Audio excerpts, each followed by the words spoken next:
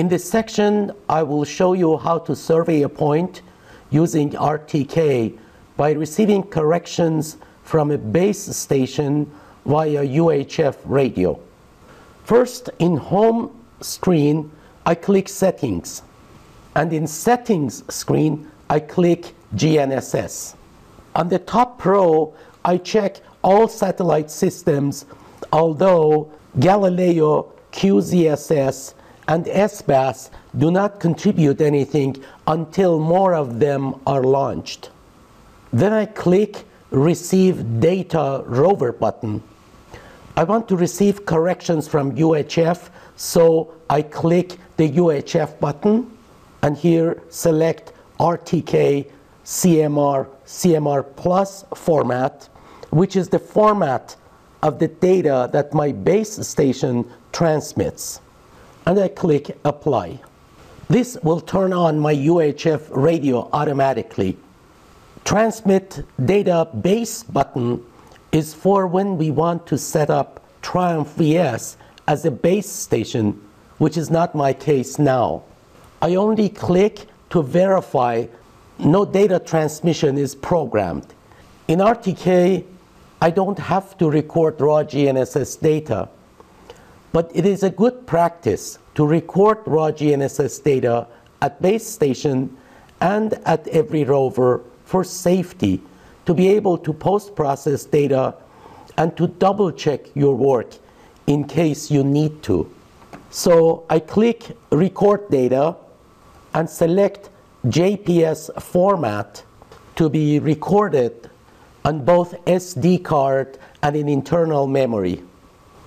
I also select the period for both at 1 Hertz.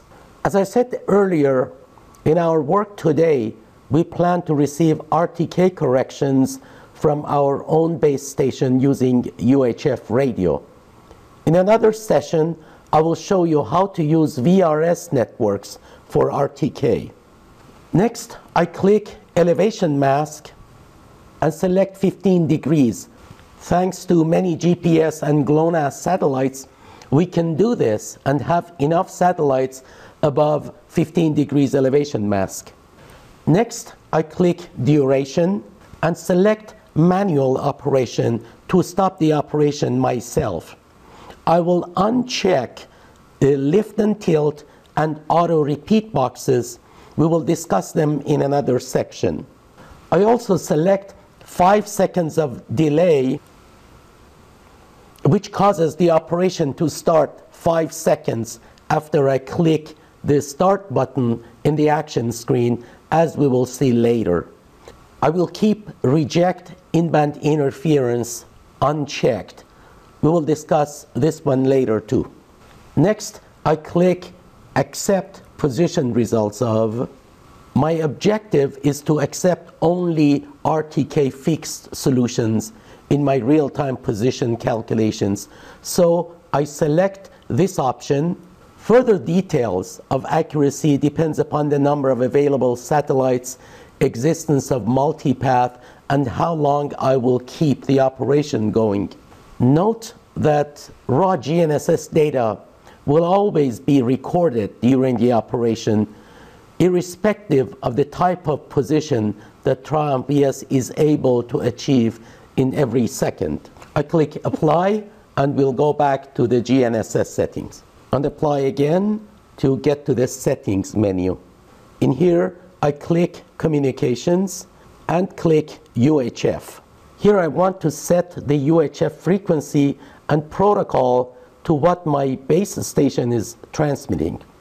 I click Frequency, and if the frequency that I need is not listed, I click Add to enter a new frequency.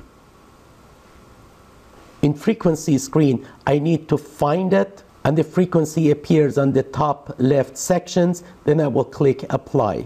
My base station transmits Javad protocol, so I click and I make sure that modulation is set to DQ PSK, channel spacing of 25, and FEC and scrambling boxes are checked to match with the UHF settings of my base station, and click apply. Back to action screen. Next item is actions. I click the action button and select point survey. Next is photo and voice button. I click, and for bottom camera I select none, as I don't want to take any picture from the bottom camera. For front camera I select take pictures one time at the start and select to record it on SD card only. For record voice, I select to record voice for 15 seconds and record it only in SD card. This will take the microphone open for 15 seconds after I click the start button of action screen, as we will see later. I don't want to record the spectrum of in-band interferences in this section, so I click to ensure that record period is set to none. Next, I click the mounting method. I plan to use a monopod, put its tip on the mark, and I want Triumph VS to correct for my vertical leveling, so I don't have to keep it exactly vertical. I will check both correct by levels and correct by compass. With these settings, Triumph VS will correct when I'm tilted up to 5 degrees. It will discard data when I'm off more than 5 degrees and will alarm me. Next, I click antenna to enter my antenna height and specify that it's vertical and not slant. If we connect external antenna to Triumph VS, it will automatically be used. We can specify the external antenna type here if we use it. I don't plan to connect external antenna, and the other two buttons are not for survey applications, and I will skip them for now. Next item is RTK DGPS settings. We normally use corrections every second. If we lose communications momentarily, we can extend the use of corrections to get RTK solutions until we get new corrections. The accuracy of RTK corrections degrades with the age of corrections at the rate of about few centimeters per minute. Here I specify to use corrections for up to 10 seconds. In RTK GPS rate, I specify rate of 1 Hertz, and in max satellite box, I specify to use the best 15 and click apply. I will skip units as they are self-explanatory, also skip advanced as we don't need to change anything for our RTK survey of today. Next is save settings. We did a lot of work in setting up our Triumph VS. We will have different settings for different types of works, so we better be able to save and recall different settings. To do this, I click Save Settings and click Save New and enter a name. The first 3 letters will appear under the Settings menu on the top of the screen. Then I click Done.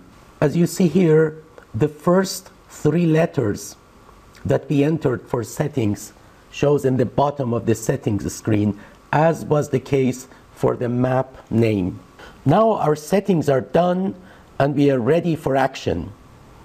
Before we start, I want to emphasize some other important issues. In home screen, click System and click Receiver Name and enter a name for your receiver. In here again, the first 3 letters will appear under the satellites icon on top of the screen. This is important for you to identify receivers, and when you communicate with us via Triumph VS, we can see the name and communicate with you. We will discuss this subject later. In system screen, there is calibrate compass.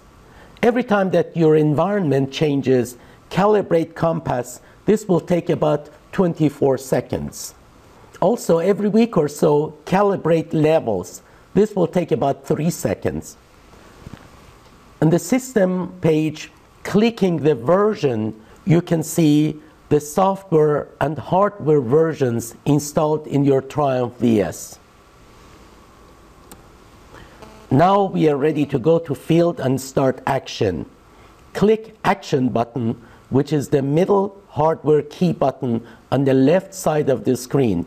We will cover the action screen in the next section.